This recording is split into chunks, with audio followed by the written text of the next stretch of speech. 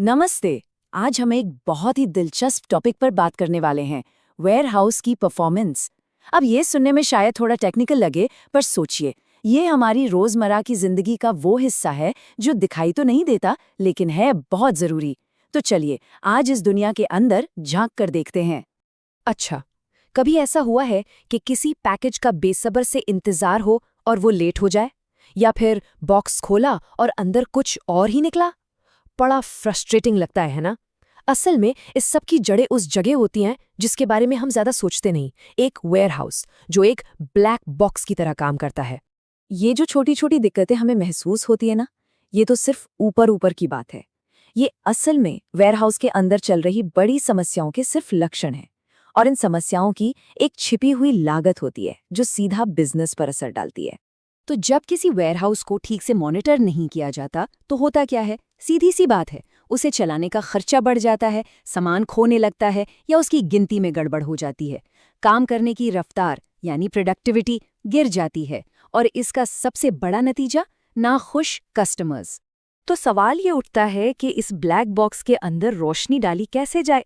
हम इन सारी प्रॉब्लम्स को पकड़ें और उन्हें ठीक कैसे करें?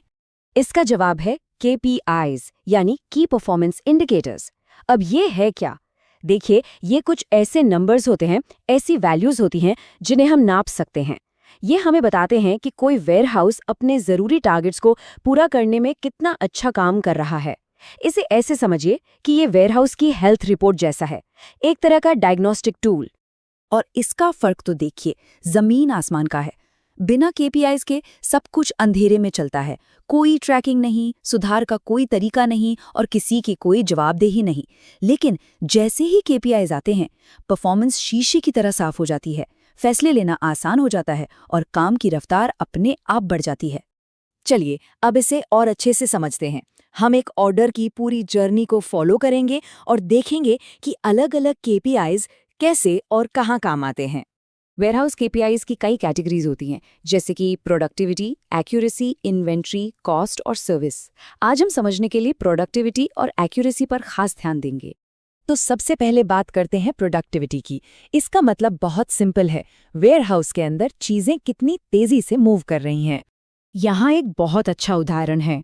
एक केपीआई होता है पिकिंग प्रोडक्टिविटी। ये बताता है कि एक कर्मचारी 1 घंटे में शेल्फ से कितने ऑर्डर उठाता है। जैसे यहाँ पर ये नंबर है 50, मतलब 50 ऑर्डर हर घंटे। और इसे कैलकुलेट करना, अरे ये तो बड़ा ही सिंपल है।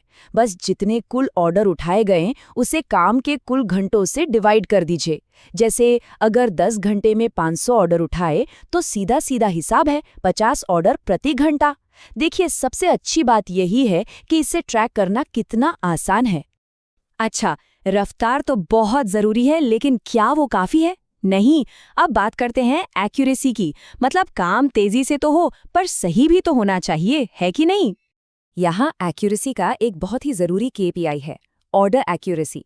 95% का मतलब है कि भेजे गए 100 में से 95 ऑर्डर एकदम सही थे।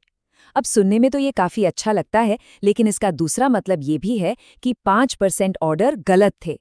और वो 5% गलत ऑर्डर मतलब कस्टमर की शिकायतें, रिटर्न का खर्चा और कंपनी की इमेज को नुकसान। इसको कैलकुलेट करना भी उतना ही आसान है। जितने सही ऑर्डर थे उन्हें टोटल ऑर्डर्स से डिवाइड कीजिए और 100 से मल्टीप्लाई कर दीजिए। ये छोटा सा नंबर आपको बताता है कि आपका पूरा सिस्टम कितना भरोसेमंद है। देखिए, सिर्फ केपीआईज को समझना काफी नहीं है। असली जादू तो तब होता है जब हम इस डेटा का इस्तेमाल करके बेहतर फैसले लेते हैं और सुधार लाते हैं। वेयरहाउस में केपीआईज को लागू करने के लिए ये 6 स्टेप्स का प्रोसेस है। सबसे पहले अपने लक्ष्य तय करें, फिर सबसे जरूरी केपीआईज चुनें, उनके लिए टारगेट सेट करें, डेटा को लगातार ट्रैक करें, नतीजों को एनालाइज करें और फिर उस जानकारी के आधार पर सुधार के लिए एक्शन लें। ये एक लगातार चलने वाला साइकिल है। और हाँ, ये सब करने के लिए सही टूल्स भी तो चाहिए। वेयरहाउस मैनेजमेंट सिस्टम यानी WMS, ERP सिस्टम्स, बारकोड और RFID जैसी टेक्नोलॉजी, ये सब इस डेटा को इकट्ठा करने और उसे समझने में हमारी मदद करते हैं। और जब डेटा मिल जाता है तो उसे एक ऐसे सिंपल डैशबोर्ड पर देखा जा सकता है। बस एक नज़र में कोई भी समझ सकता है कि प्रोडक्टिविटी कैसी चल रही है, एक्यूरेसी का क्या हाल है और शिपिंग टाइम पर हो रही है या नहीं। चलिए अब बात करते हैं सबसे ज़रूरी चीज़ की। ये सिर्फ केपीआईज़ के बारे में नहीं है, ये है मेजरमेंट माइंडसेट के बारे में। यानी हर चीज़ को नापने और सुधारने की सोच, यही इसका असली फ़ायदा है। तो आखिर में ये सब क्यों ज़रूरी है? क्योंकि इसका नतीजा है बढ़ी हुई प्रोडक्टिविटी, कम लागत, बेहतर ऑर्डर एक्यूरेसी और इन्वेंट्री का बेहतर मैनेजमेंट। और इन सब का निचोड़ क्या है? ज़्यादा खुश और संतुष्ट कस्टमर्स। और ये सब कुछ एक बहुत ही पावरफुल आइडिया पर आकर टिक जाता है। जिस चीज़ को मापा जाता है उसी में सुधार होता है। इस एक लाइन में इस पूरे विश्लेषण का सार है। तो कुल मिलाकर केपीआईज़ एक वेयरहाउस को उस ब्लैक बॉक्स से निकालकर एफिशिएंसी के एक शानदार मॉडल में बदल देते हैं। एक ऐसा मॉडल जहां हर चीज़ पारदर्शी हो, जिसे नापा जा सके और जिसमें लगातार सुधार होता रहे।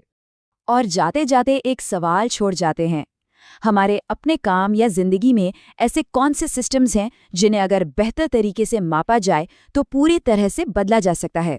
सोचने के लिए एक बहुत ही दिलचस्प सवाल है।